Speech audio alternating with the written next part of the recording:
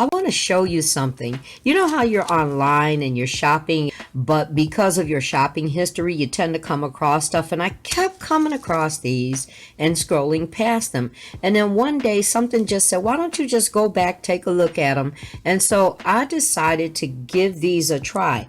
Flash strands, as you saw in the thumbnail. I saw these, I didn't know what I would do with them, but for the price, because they were only like $6.99, $7.99, maybe even more less than that, I think.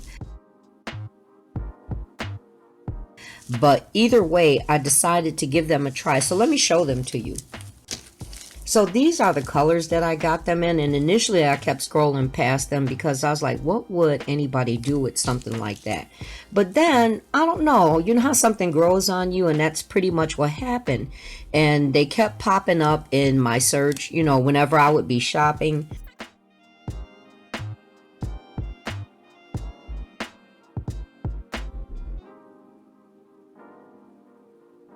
And I love this color, look at that. And then you know how sometimes you get the glitter, but that's pretty much what this is, isn't it? It's like those glitter strands, but it's the full strand. I think as it grew on me, I started thinking about how cool they actually look. And this looks a little yellow, I mean not yellow. This looks a little red in the camera, but this is actually, it's a deep rose gold, but it comes across as red in the camera.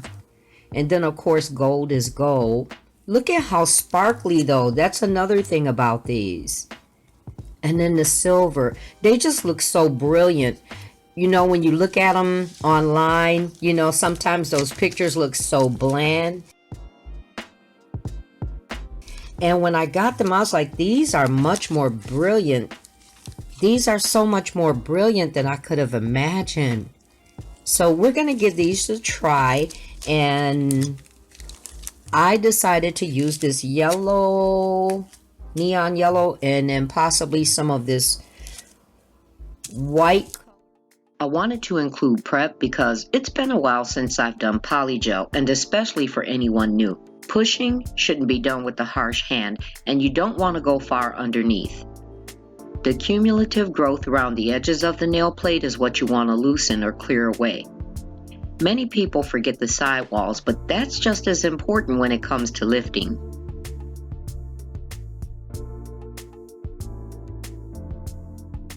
I tend to use a longer drill bit to do 2 jobs in one, but that's a matter of choice. You've seen me use the skiver bit, but this comb bit does the job as well. Being wider than the skiver, it also covers more nail area, which is faster. This clears anything remaining, while during this step, you can also remove the shine from the nail. Saves from spending time changing out drill bits, which cuts time and nail service. And let me point out how much more it clears away. And this is how it looks. I have to say, I've been pretty fortunate that most full cover nails are a fit for me, and I don't have to do much customizing, if any at all. I like this shape, so trendy, right? These in particular, I love that the construct of the nail thins out at the top curvature, unlike most that are thicker, that have a ledge that'll still protrude. This offers a very natural look and less shaping. As I show you, a proper fit is also from sidewall to sidewall, while just as important is the cut down the sidewalls along with the apex, which creates how high the nail enhancement will sit above the nail plate. This will actually determine what type of product you should be using. Most have that little protrusion at the end from coming off a grid when manufactured, and it just gets filed away.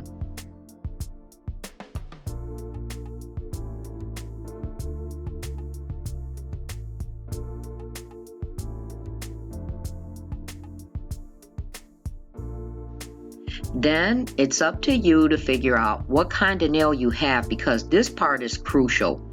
If it's a gel nail, you'll have to etch the undersurface in order to help with adhesion, similar to why you prep your own nail surface.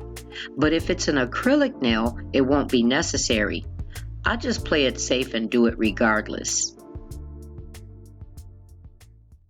So here are the flash strips, and I'm a bit apprehensive how this will turn out.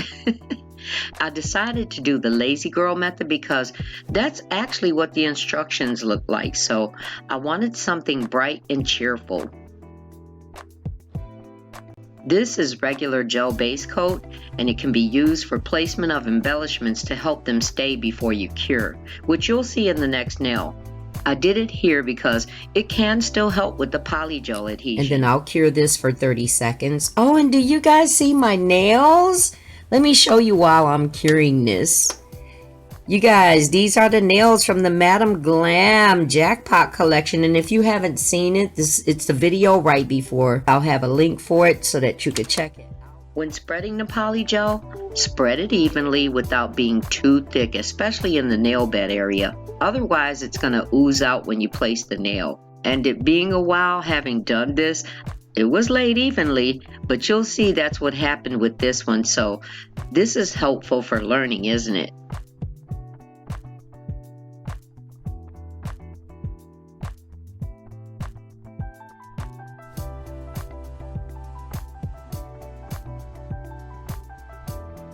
So as I showed before, that I do my base, in this case builder base, separately as I go, as to not overcure all the other nails before I get to them.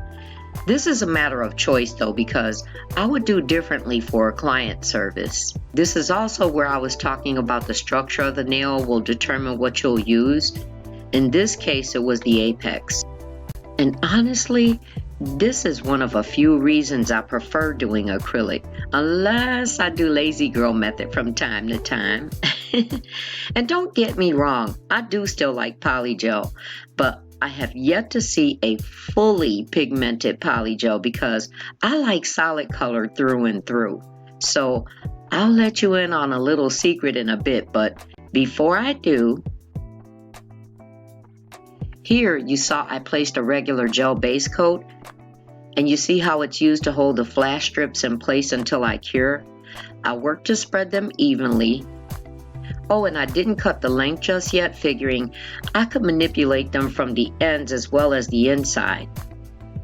One thing to bring to your attention is because the nail tapers at the end, the strands get more clustered there. You see that?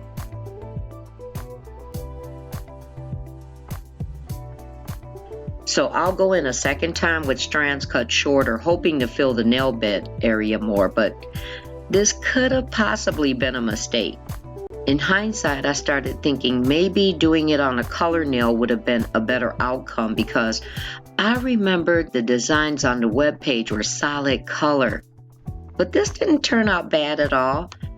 Trying anything new is always a learning curve, right? And after all, you get to see it being used, which will help you and maybe even spark more ideas. So once I felt the look was filled, I finished with a cure and I cut the excess from the ends.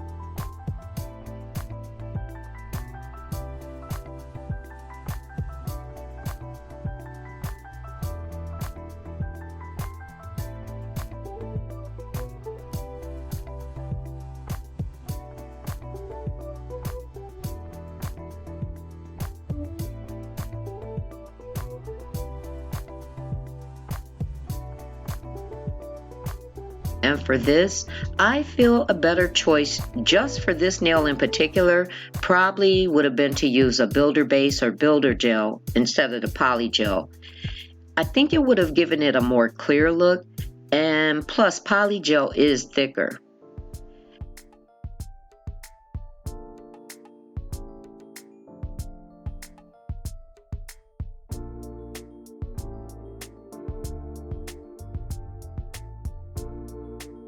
After curing, see where it's not exactly flush?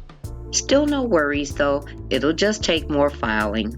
The only other thing was because I put so much. It did ooze from the free edge of my natural nail, but again, still just a little more filing.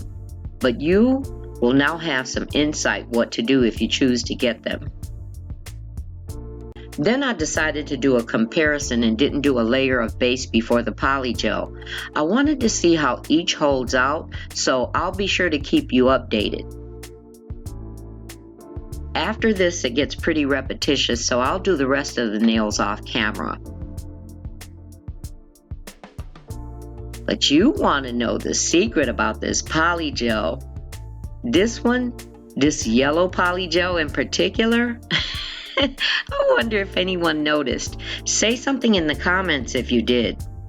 So in case you're learning, polygel is actually a mixture of acrylic and gel. And remember how I said I haven't seen a fully pigmented color polygel?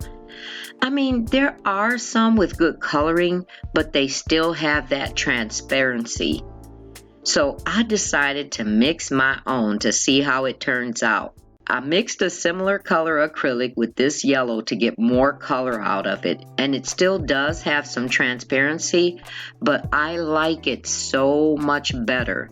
Do you like it? Hit the like button, and remember to subscribe so you don't miss the video I have for it too. I didn't shiny the underside on all the nails, which I usually do, but I definitely gave certain attention to the clear nail. Then I start the bling. I did a video and mini showing base coat is a good go-to for bling, and you won't lose them, trust me. The biggest struggle doing this set for me, while we're talking about being observant, did you even notice I'm doing this part with my non-dominant hand? Girl, I'm right-handed. I just needed to make a big deal out of that. Thank you very much.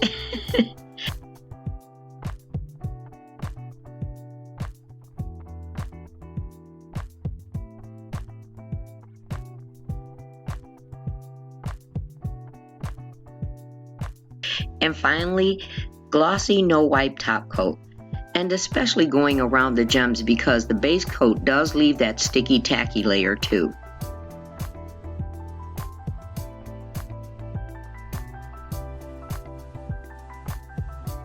And did they come out nice or what? If you enjoyed this and found this helpful, you can enjoy more by way of this link. And don't forget to subscribe and hit the notification bell so you don't miss what's to come. Thank you for spending your time with me, and I look forward to seeing you in the next one. Much love.